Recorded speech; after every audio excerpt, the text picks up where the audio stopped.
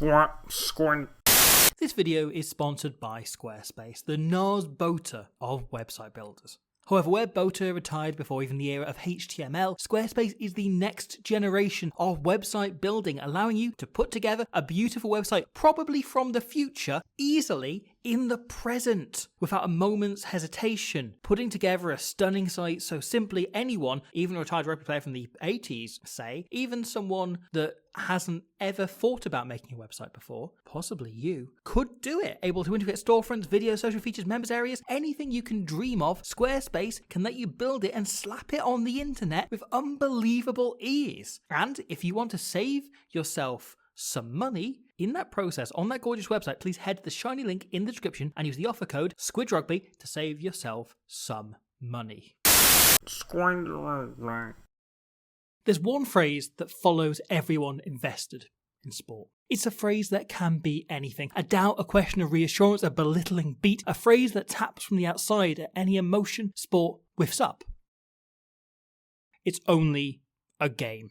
Whether it's a creeping thought as you wonder why you're flying across the world to watch your team lose, sighed from beside as you scream in delight at the last-minute winner, or said in reassurance by a loved one right after a hideous mauling, for generations, that one little phrase has boiled down the great human fascination that is sport into something simple, straightforward, and small. And yet, whilst we all know otherwise in our heart of hearts, if there ever was one fixture that truly is more than just a game, it might just be the one taking place in Joburg this weekend. Over 106 matches across 103 years, arguably no fixture in any sport has ever been so laced with history, politics, excellence, exceptionalism and importance as the New Zealand All Blacks against the South African Springboks in rugby union. It's not just the biggest game in rugby, but a fixture that has consistently changed the world.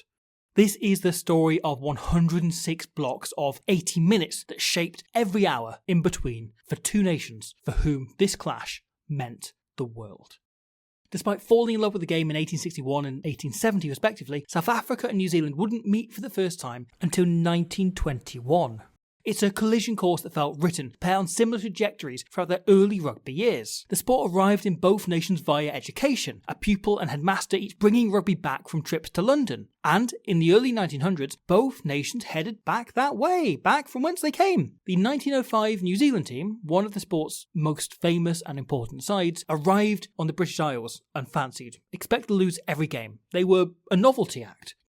New Zealand won 34 of their 35 games, losing only to a golden era Wales team in a game dubbed the Match of the Century. The All Blacks captured the public's imagination, the tour was a huge success, and British rugby bosses started looking for another name to fill the bill to repeat the tour. The 1906 South Africa team, which should be one of the sport's most famous and important sides, arrived in the British Isles unfancied, expected to lose every game. They were a novelty act. South Africa won 26 of their 29 games with one draw, losing only to Scotland and Cardiff. Their shock defeat of then best team in the world Wales, oh God please take me back, is one of rugby's greatest ever upsets, akin to the Democratic Republic of Congo forming a team tomorrow and beating the Springboks themselves 3 years later. It was unbelievable. In the space of 2 years, the All Blacks and the Springboks, both nicknames gained on those tours, had gone from a standing start to the biggest brands in the sport, symbols that meant excellence and inspired pride back home. South Africa was still recovering from the bloody Anglo-Boer War, and seeing a tour party comprised of both British and Afrikaners, both sides uniting under one flag, was huge on its own. But seeing that new flag defeat both the best team in the world and the nation who had colonised their country a century earlier was an enormously important moment of unity, pride and independence for South Africa as a state. Whilst for New Zealand, the decision by the mostly white touring party to perform the haka before each game on the trip represented the not insignificant embrace of Maori culture, a want for the black jersey to represent all of New Zealand, something felt enormously back home. Rugby grew in importance to both nations either side of the First World War, appetite building for a clash between the two cultures. For decades, this game was discussed, longed for by fans, administrators and players alike. A world war meaning logistics took 20 whole years to make it happen. The two teams finally met in 1921 when a South Africa side arrived in New Zealand fresh off an unbeaten tour of Australia. Set to play 24 games, climaxing with a 3-test series against the Blacks, dubbed at the time the World Championship of Rugby, the Boks were an instant hit. Spectators were fascinated, obsessed with their seemingly new style of playing the game. So brutal, physical, such emphasis on the scrum. And off the pitch, the touring party were the most gracious and popular of guests, making appearances at town halls, schools, dances, even accepting invitations to workplaces, farms, and in one case, the entire extended Springboks squad turned up to one rugby-mad 10-year-old girl's birthday party. With war in Europe and the influenza pandemic that killed almost 30,000 New Zealanders, having brought Test rugby to a standstill, the first Test against the Boks was the All Blacks' first hit out in 7 years. The nation brought together on a Saturday with the kind of pride and emotional unity you can only inspire these days by calling a Frenchman the best player of all time. The game was opened by a rare hacker on New Zealand soil, and the Boks responded with a Zulu war cry. It was a build-up unlike any other in the sport's history. Atmosphere at fever pitch, electric, a record Kiwi crowd aware this was history. Winger Atty van Heerden, who had competed in the previous year's Summer Olympics and to this day is the only Springbok to ever compete in a non-rugby event at the Olympic Games, very much the Cobus Ronak's dad of his time, opened the scoring, outpacing his opponents to dot down in the corner. The All Blacks, however, would get it together and get the better of the second half. 3 unanswered tries, giving them a 13-5 victory in the first ever game between these two teams. The Boks would strike back to win the second Test 9-5, a drop goal from fullback Gerard Morkel proving crucial, but as friend of the channel, Jamie Wall, put it in his superb book, The 100-Year War, which I can't recommend highly enough for further reading on the topics. If you're in any way interested in this video, it's a very, very good book. It covers so much more we can't cover here. What this tour would be renowned for happened not on the rugby field, but in a post office just down the road in Napier. Rugby had been an instant phenomenon amongst Maori cultures in New Zealand. Indeed, the first Kiwi representative team of any ilk, prior to the All Blacks' first Test match, years later, was put together by Maoris and contained 22 of their own people. Most of these would go on to become huge figures in towns and regional-sized cult favourites New Zealand over. Aotearoa in the early 20th century was not kind to Maori culture, suppressing language, tradition, centering schools and forcing assimilation through law. Yet, on the rugby field, things were different. The Maori style of play was championed, popular, and through the haka, that culture, so often sidelined, was celebrated. In this one area of life, the Maori people were treated like superheroes, and crowds wanted to watch them play. As such, when the fixtures was drawn up, the organisers must have seen it as a surefire hit to pit the hugely popular Springboks against a newly formed team comprising of the best Maori players from across the country. But where those first 2 tests had started one half of what made this fixture famous, the highest intensity rugby matches between sides who are usually the 2 best teams in the world, the match against the Maori would kickstart the other big, reoccurring theme of rugby union clashes between New Zealand and South Africa. Greeted by a huge crowd of mostly white spectators, travelling journalist Charles Blackett would send a telegram back to South Africa that evening, labelling this the most unfortunate match ever played. For whilst the game's build-up was in good spirit, after Bok players turned their backs on the arranged pre-match poi dancing of Maori tradition, mood shifted. In Blackett's words, the South African team and manager Harold Bennett had been frankly disgusted by, and I quote, I can't stress this enough, this is a quote, the sight of thousands of Europeans frantically cheering on a band of coloured men to defeat members of their own race. He described the crowd as the most unsportsmanlike he'd ever seen and accused the Maori of foul play, suggesting they set out to deliberately injure Bok players. The animosity quickly became mutual, Maori hooker Sam Gemmell telling young wing Jack Blake that day, Jackie, today we are playing for our race. Blackett's telegram was intercepted and published in its entirety a few days later in the Kiwi press. In the time it took for the ink to dry, the nation turned on South Africa. Manager Bennett offered a backpedal apology, saying what great hosts and clean competitors the Maori team had been, but the sentiment by then had already stuck. The tide had changed. The build-up to that decisive third test was as intense as the first, but with a different flavour. 35,000 came out to watch from the uncovered stands as torrential rain created an underwhelming 0-0 draw and a tied series. Once again, setting up a great tradition of tight games between these teams. Puddles on the pitch, leaving little room for rugby, and a tour that at this point desperately needed it. When officials from the NZRU would suggest a return tour after the game, Bennett told them, in no uncertain terms, not to send any Maori players if it ever does happen, as they would not be welcome nor safe in South Africa.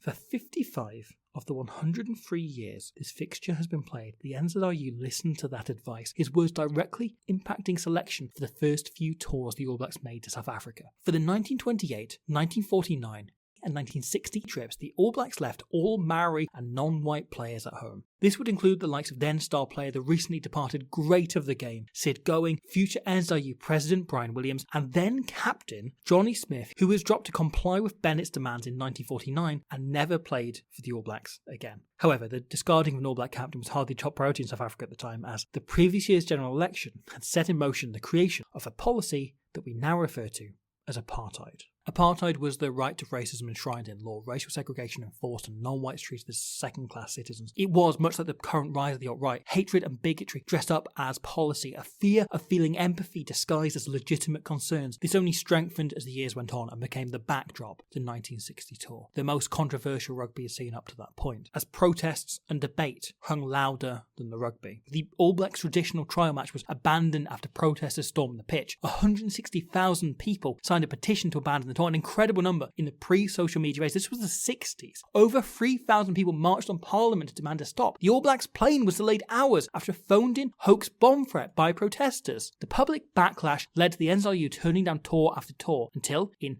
1969, they struck a deal with the South African government. 6 players of Maori or Samoan descent would be granted honorary white status, allowing them to enter the country and play. Many in New Zealand saw this honorary white status as progress, but thousands of others saw it as little more than cowardice without a backbone. By accepting the tour under these conditions, the All Blacks were showing a total lack of principles, positioning rugby above human rights. The decision to tour was seen as the All Blacks condoning the apartheid regime. Prop and key player Ken Gray retired from rugby rather than travel, a decision he put down to his own moral feeling. Coach Fred Allen, who still stands as the most successful coach in the sport's history, undefeated in his 57 games in charge, stepped down himself after a fallout of the NSW that year. In this period, most Olympic sports banned South Africa from competing. FIFA expelled them. Cricket's ICC introduced a 4-year ban from test matches for playing in the nation. And yet the All Blacks, off the back of this, decided to arrange another tour to be played in 1976. And this is where things really caught fire. The Boks won the series 3-1, the All Blacks also losing to Western Province and the Free State. But the true legacy of this tour happened once again not on the pitch, but half a world away in Montreal, as on the day of the opening ceremony for the 1976 Olympic Games, 33 nations, including almost every African state competing, withdrew from the Games in protest of the actions of New Zealand. As the only nation in an active sporting relationship with South Africa, there had been mass lobbying for the Kiwis to be barred from the game, but the IOC refused. The NSW was an independent body, separate to the Olympic Board, and so nothing could really be done. And yet 33 nations and thousands of athletes withdrew. Countless events were cancelled, costing the IOC $1 million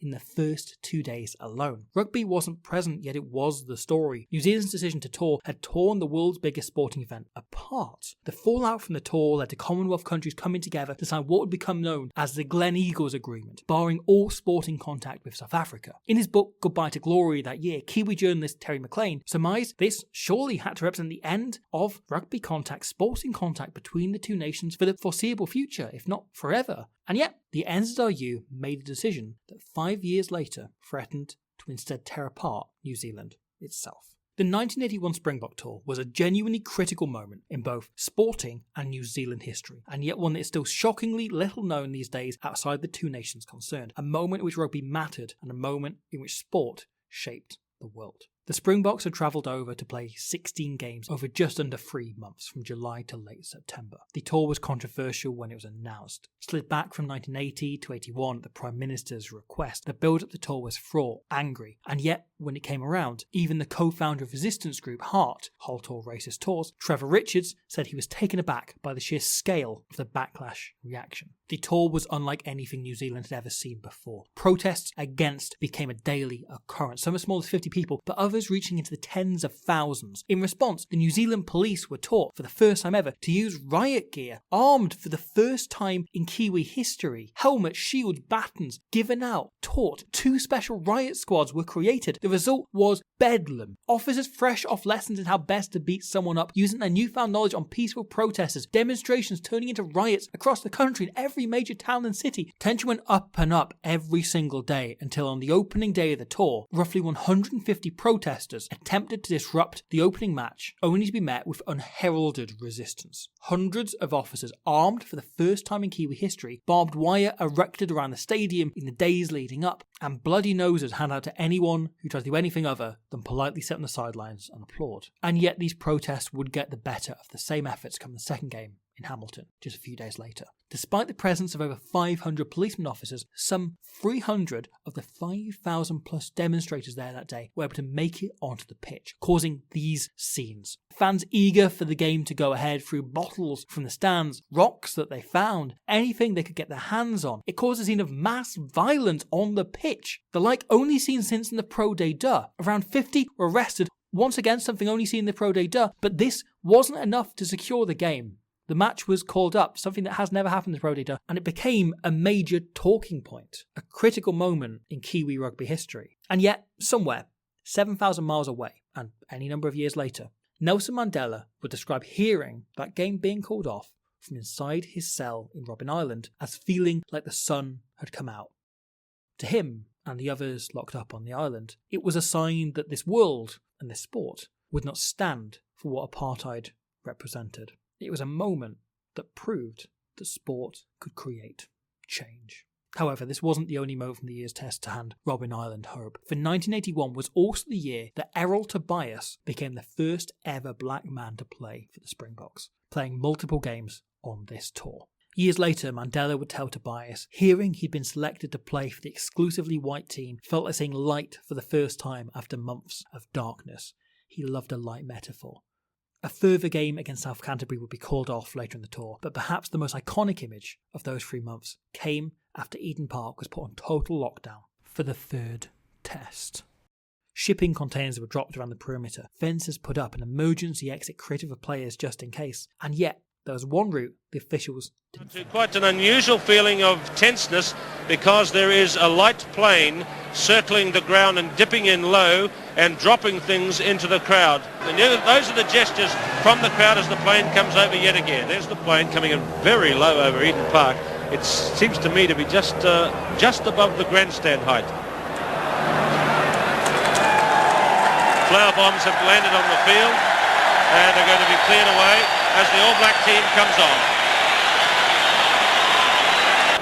First half, and down on the left-hand end of the ground there is a stoppage. Smoke bombs have been thrown onto Eden Park at the left-hand end of the field. Smoke bombs, flares, being an attempt to come onto the field. The game will stop.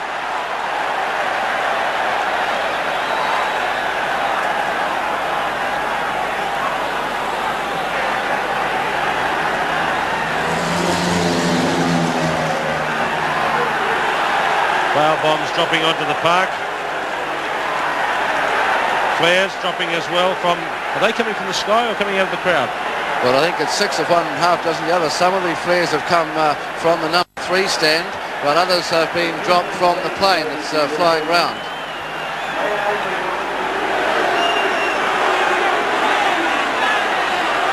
Gary Knight was struck by a flower bomb and it knocked him over. He's just got to his feet again. And you can see Gary Knight was struck by a flower bomb dropped from the plane. Now I guess that would be a tremendous thump. I'm sorry to interrupt there, Graham. I saw that happen. And meanwhile the lecture continues with Clive Norley talking to the 2 captains. 2 protesters by the name of Mark Jones and Grant Cole piloting a plane over the pitch during play, dropping bags of flour on the field.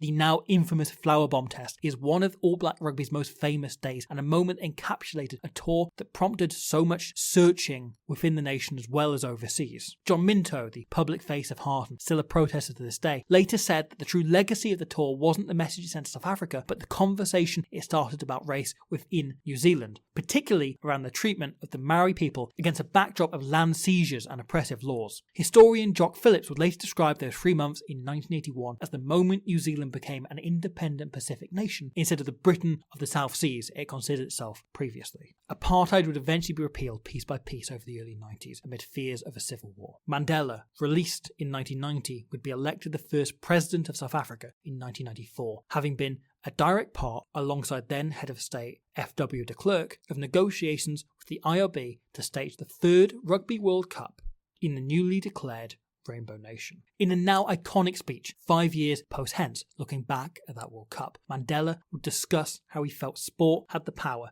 to change the world.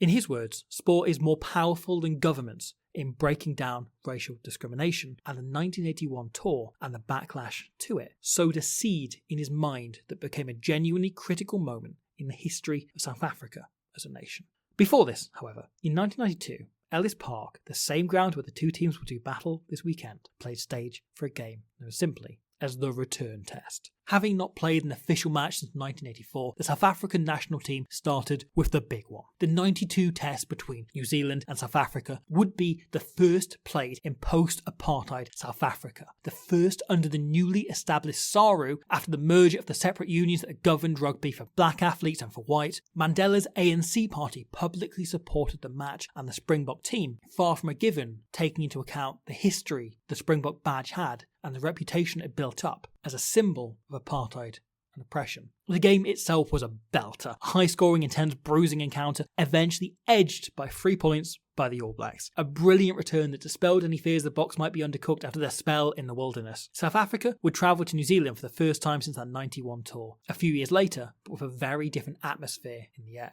It was a celebration off the field, a chance to witness rugby's most intense encounter without the guilt and difference aside, and the chance to welcome back the Springbok side that had been so popular when they first arrived on those shores. A New Zealand public who'd fallen back in love with the game over the '87 World Cup, now embracing both teams. Spectators including former All Black Bob Burgess, who turned down a place in that '81 squad, attending a rugby match for the first time in more than a decade. On the field, however, it was brutal. Two teams chomping at the bit, or in the case of Springbok prop, Johan Leroux, Sean Fitzpatrick too. Fitzpatrick is claiming he's been bitten by a South African. He's not happy at all. Something's going on in there. A bit of nibbling, a bit of chewing. The All Blacks won the series 2-0 with one draw, yet the rivalry was restored, and the All Blacks restored to their place as the world's best team, without really much doubt, as they headed into the '95 World Cup, South Africa's official welcome back to and from the sporting world.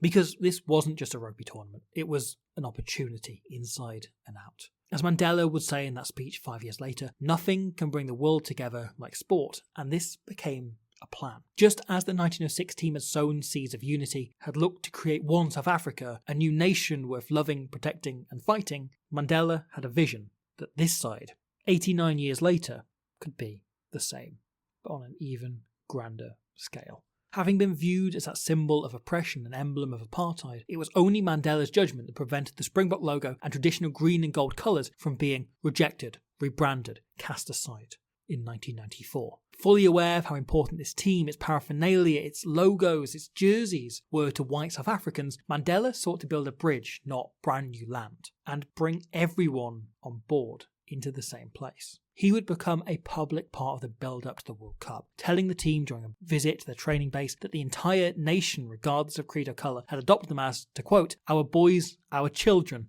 our stars. South Africa entered the tournament unfancied and underdog, but scraping past strong Australia and France sides took them all the way to the final, where they would play, wouldn't you know it, the All Blacks, a team who had gone from the best team in the world to still the best team in the world, but now we've got Jonah Lomu, a player who had redefined the game, who had changed the rules, changed what rugby could be, who'd come from nowhere to become arguably the most dominant player the game has ever seen in the space of 1 year. Lomu had run riot, scoring 4 tries in the semi-final, establishing himself as maybe a player on maybe the best form the world has ever seen in the history of this game. In short, in a game played on paper, South Africa had no chance. Except this wasn't a game played on paper, but rather in a nation reborn. Playing under a new flag with a new anthem, Mandela's embrace of the team had turned the tides, changed minds, a majority white crowd chanting his name pre-match, and for the first time in many black South Africans' lives, their president had led them to support the Springboks rather than the All Blacks. A divide that had become tradition in many non-white communities, where supporting the All Blacks and Rugby Union was a given.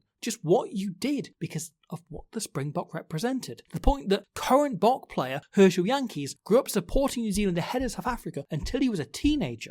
The 1995 final was the tightest we'd ever seen and the tightest we'd see again until these two old rivals would meet in the game's showpiece match years later. The All Blacks were the best side in the world, but South Africa played with a heart, passion and spirit that made you wonder if Captain Francois Pienaar's infamous line after the match was true. They really have 43 million South Africans on the pitch. It certainly felt that way in the titanic, effort to take the game to extra time, despite the All Blacks pressing the entire way, never giving in and never letting them over the try line, and creating the opportunity for Joel Stransky to nail the incredible late drop goal with mere moments to go. These scenes as Mandela handed over the trophy adorned in full Springbok kit were unheralded. As Martin Meredith wrote in his biography, Mandela, the whole of South Africa erupted in celebration, blacks as joyful as whites. Never before had blacks had the cause to show such pride in the efforts of their white countrymen. It was a moment of national fusion that Mandela had done so much to inspire. Francois Pienaar would later say, the final whistle going was a moment that changed South Africa forever. The country he entered when he left the stadium was different to the one from before. The pair played a frankly staggering and slightly ridiculous 5 times the following year, New Zealand winning 4, yet creating a series that represented what this fixture has gone on to become ever since. These two teams have between them won 7 of the 10 World Cups, 20 of the 24 Rugby Championships, and one of the pair has occupied the number 1 spot in the world rankings for 985 of the 1,095 weeks they've been in operation. These are the two proudest, boldest, best rugby teams the world has ever given us, and watching the pair play each other is a treat that's never got any less incredible down the years, and given us countless thrilling, unbelievable, all-timer fixtures. There's almost too many to count, but we might as well have a go. There's the return to Ellis Park in 2000 for the first time since that 95 World Cup final. A high-scoring classic as an incredible start by the Springboks was undone by a phenomenal comeback by the Blacks, only for Werner Swanepoel's second score to win the day. There's the 4th test from 1956, a fixture of Kiwi folklore. The All Blacks had never won a series against the Springboks at that point, but a heroic performance by legendary 10 Don Clark and a breakaway try from flanker Peter Jones put that right. There's the 2014 test where Andre Pollard announced himself to the world before winning 2 World Cups, overthrowing an All Black team who might be the best side to ever play the game in spectacular fashion. There's the Ricky January famous winner in the dying minutes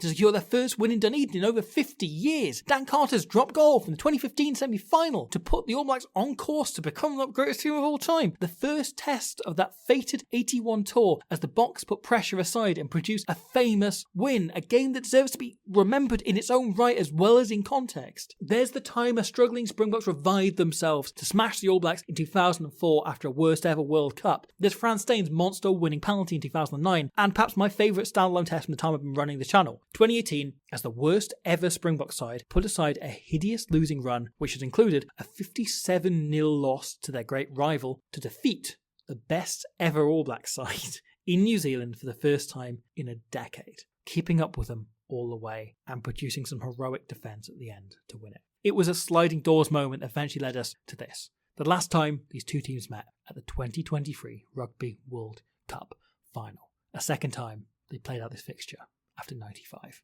A match with more tension than a rubber band owned by Alfred Hitchcock, a game where defences couldn't break and tactics ruled all, won in the end by a fired-up Springbok side, led by the proudest, grandest son of the transformation Mandela put into effect back in 1995, Siya Kolisi. A man who, for me, has risen to become the greatest captain the game has ever seen, producing it once again when it mattered most against the old rival of the All Blacks. The politics surrounding these games have dominated this video, but the reality is that's created, demanded by the nature of these encounters. This is a rugby match that, in rugby context, matters more than any other match without a finals tag attached. This is a rare thing in sport, a rivalry that endures, remains equal between two teams who inspire each other to greater heights, who always play at the highest possible standards. A fixture that can be played 106 times, including 5 times in a single year, without losing a single drop of what makes it special. This is a fixture that doesn't just inspire greatness, but creates it. A win in this fixture means more than any other, so is it any surprise that the world latches on? Even in its lightest years, this is a match that stretches the boundaries of it's only a game. An 80-minute chunk that can shift the mood of two nations so severely it can define generations, inspire culture, change the world, purely because within the boundaries of rugby, it matters to New Zealand and South Africa that much. The two best teams in the world playing out something that becomes so much more. Because the truth is, it's because this is only a game that it can become something so much greater. It's because this is only a game that it takes on so much more. It's because this is only a game that we can forget the rest and connect and come out the other side with an empathy that wasn't previously there. The same colour shirt able to transcend different colour skin. It's because it's only a game that we can see ourselves through a prism, our life magnified by something smaller, yet for that 80 so much greater. It's because it's only a game that when the sticky weed of politics attaches itself, we feel it in a way it's easier to ignore in our day-to-day life. And it's for this reason the intermingling of sport and politics is not just unavoidable and inevitable, but vital. There's a reason that the UK saw protests in the street and activism on a mass level when the wolf and cronyism threatened their football teams via the Super League proposals, but very few did the same when the same concepts stood rife at the top of the Tory party for 14 years. There's a reason that it took a sports tour for New Zealand to raise the questions of how they treated the Maori people. There's a reason that a ban of playing test matches in rugby union cut through in South Africa. Because in a world, a universe that's so infinite and endless, we can only find who we are through the simple parts that build up our identity as small, tiny blocks. When something threatens everything, we blink, overwhelmed. When something threatens the game, we take action. It's in this way the world was only ever going to change, through things that are just a game. Just as art can make you soar or feel seen for the first time, sport gives us the chance to boil the human experience into 80 regularly scheduled chunks every Saturday afternoon. A match day can make depression disappear, communities connect, families reunite. It can make us feel like we've never been alone, and given the right match at the right time, in the right context, sport has the power to change the world. Over thousands of years, hundreds of countries, millions of players and billions of fans, no individual fixture has ever quite shaped history like rugby union's regular clashes between the New Zealand All Blacks and South African Springboks. A fixture of such titanic importance, the world can only sit and brace itself whenever it's drawn up. And yet, a game that has always moved us forward, promoted change where it was needed, and created heroes in the moments of dark. These two teams now play each other again this weekend, and the world is just going to have to be ready.